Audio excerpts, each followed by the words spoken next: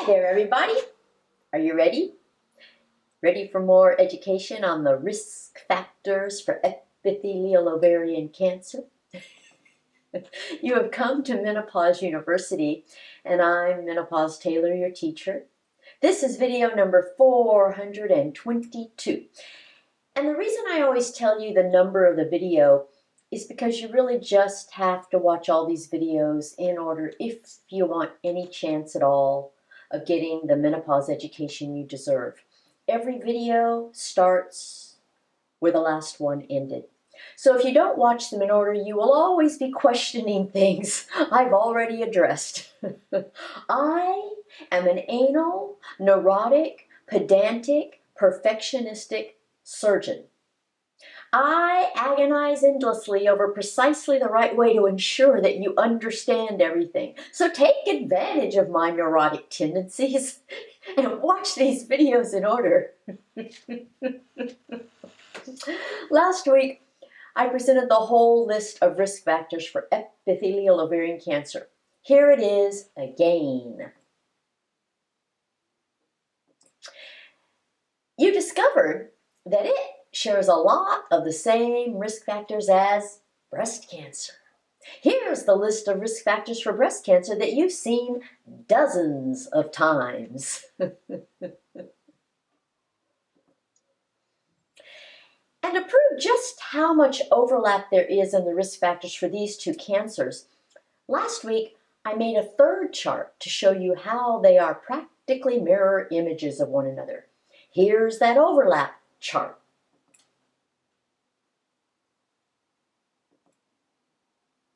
Well, today we're ready to start addressing each category of risk factors individually.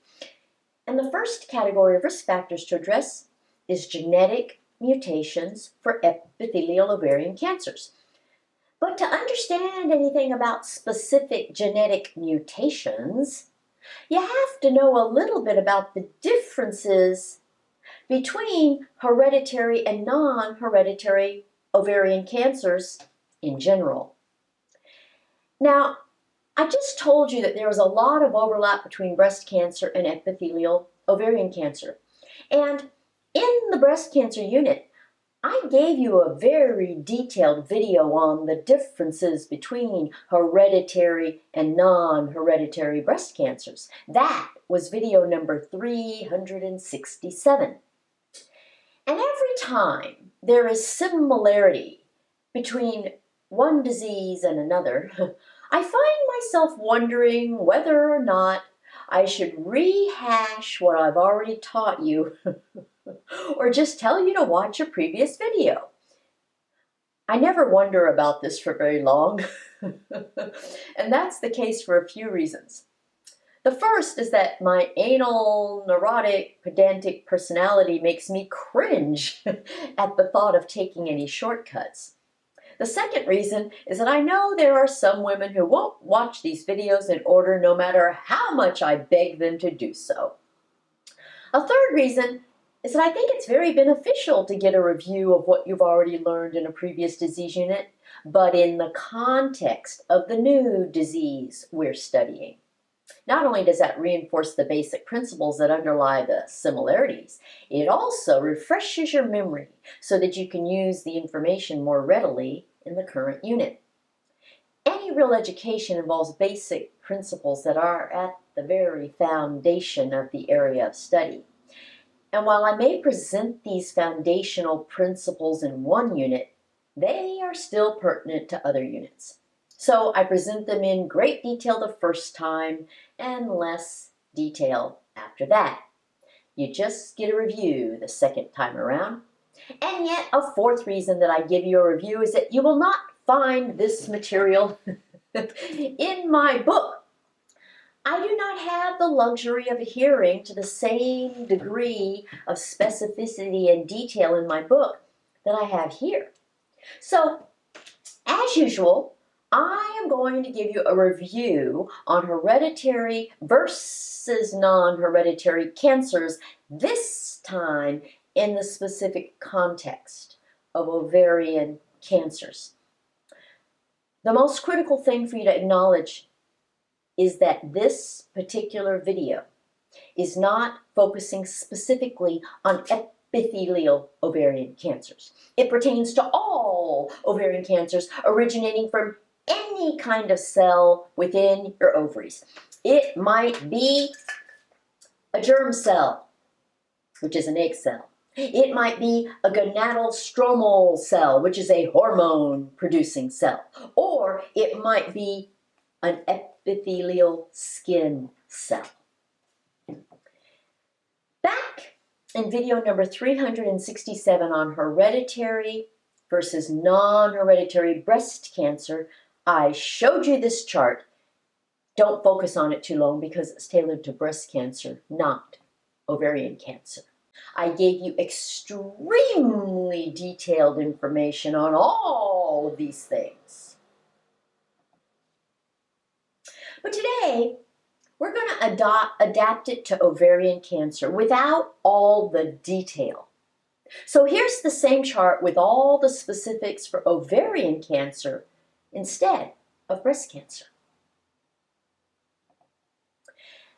Rather than going through each of these items in detail the way I did in video number 367, I'm simply going to briefly delineate the differences between hereditary and non-hereditary ovarian cancers. As I show you the chart again for each topic of brief discussion, look for the row that is bolded in red and in larger font. That will be the one we're addressing. And the chart will not linger on the screen for very long for any one of these. And that's because it's a review of what you've learned before. And because I'll show you the chart multiple times also. Okay, for the first item designated as beginning, the big difference between hereditary ovarian cancer as opposed to non-hereditary ovarian cancer is all about the status of your chromosomes at birth. As you've learned in previous videos when I've used these same scarves as props, these scarves themselves represent chromosomes. And the knot represents a genetic mutation on the chromosome. So this is a normal chromosome. No knots. Hereditary ovarian cancers have a knot.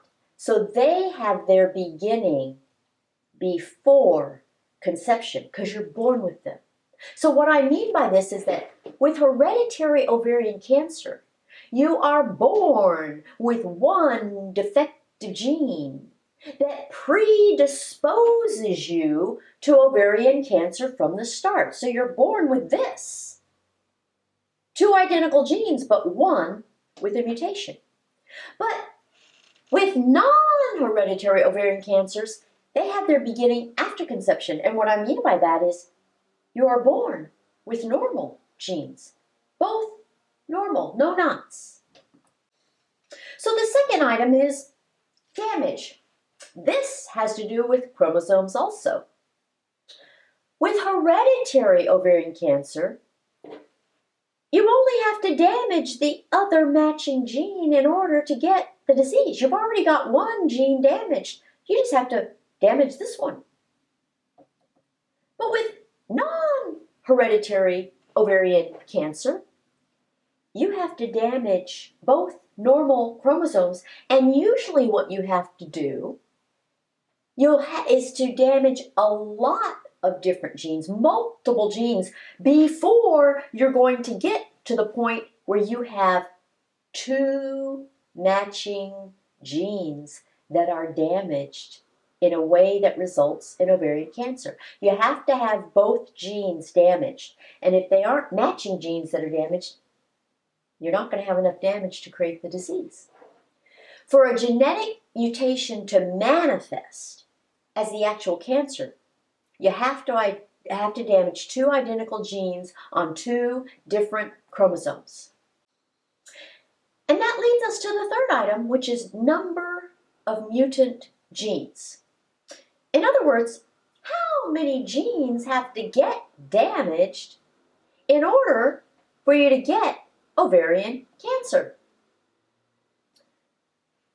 For hereditary ovarian cancer, the disease is due to one single mutant gene. This is because hereditary ovarian cancers are due to specific individual genes that are already damaged at birth. And if one of those specific genes is already damaged at birth, all you have to do is damage the other one for ovarian cancer to develop.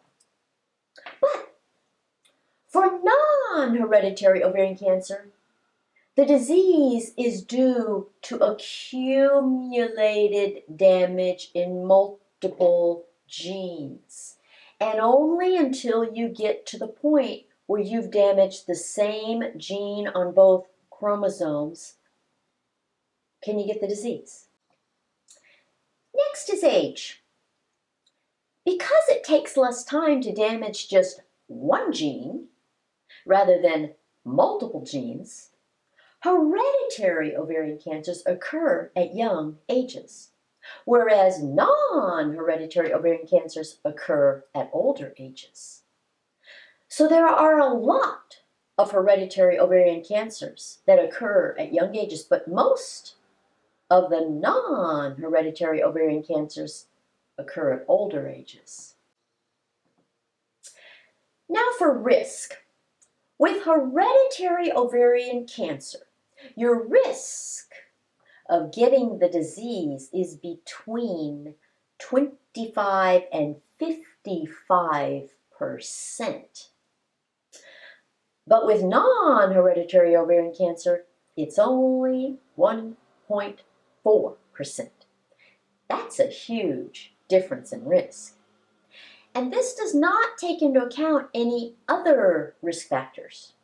With a genetic mutation for hereditary ovarian cancer, that alone is enough to increase your risk of getting the disease by a ton.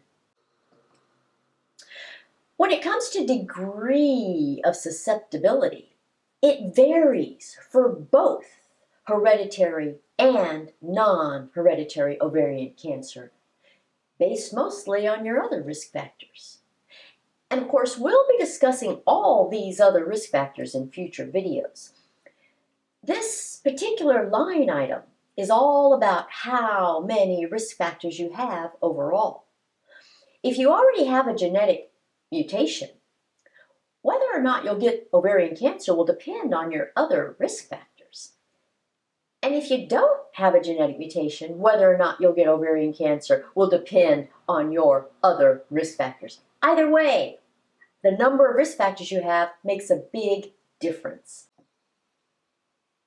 Next is number of mutant cells. This one tends to confuse people. But think about it this way.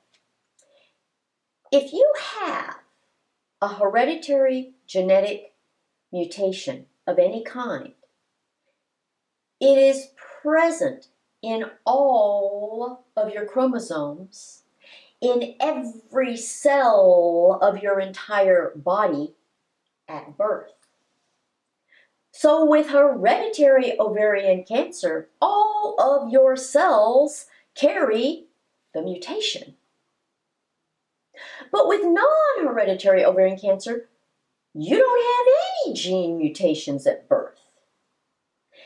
Any mutations you acquire during your lifetime will only be in the cells that incur damage.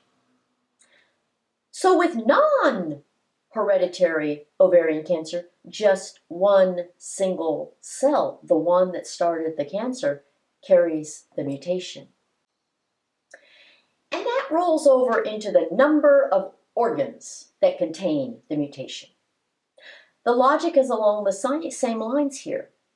A hereditary genetic mutation of any kind is present in all of your chromosomes, in every cell of your body, in every organ of your body at birth. So with hereditary ovarian cancer, the mutation is in all your organs. But with non-hereditary ovarian cancer, your genes are normal at birth. So your organs are normal at birth. You don't get ovarian cancer unless and until you damage a gene during your lifetime to an extent that can cause cancer. And that gene would be in your ovary. But with non-hereditary ovarian cancer, the mutation is only going to be in that ovary that harbors the cancer. Next is inheritance. With hereditary ovarian cancer, there is a 50% chance that you'll pass the mutant gene on to your offspring. Of course, with non-hereditary ovarian cancer, there's a 0% chance because you don't have a mutant gene. Inheritance is all about the passing of genes from one generation to the next. You can only donate the genes you have, and if you have no genetic mutations, you cannot give them to your offspring. Next is genetic testing. Now this is really about timing. With hereditary ovarian cancer, you have the mutant gene all your life. So you can test for it at any time, even before you get ovarian cancer. But with non-hereditary ovarian cancer, you wouldn't know what kind of genetic testing to get until after you've gotten the cancer. The specific cancer itself would bear the mutant gene.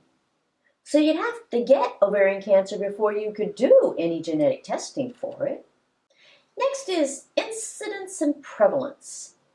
Hereditary ovarian cancers constitute only 5 to 10% of all ovarian cancers. Non-hereditary ovarian cancers constitute the other 90 to 95%. Remember, right now we're talking about all ovarian cancers.